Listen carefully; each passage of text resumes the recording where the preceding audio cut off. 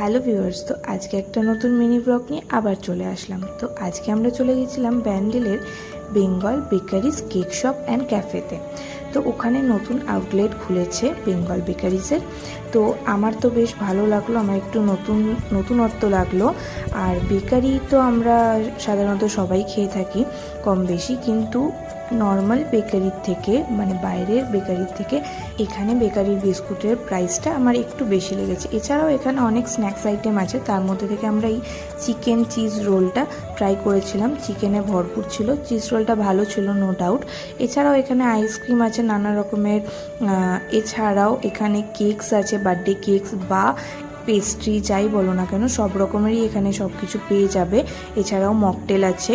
তো আমি অবশ্যই আপনাদেরকে সাজেস্ট করব যে আপনারাও যান ব্যান্ডেলের এই আউটলেটটাতে, গিয়ে ঘুরে আসুন, আপনাদের ভালো লাগবে আশা করছি। ভিডিওটাকে লাইক করতে ভুলবেন না।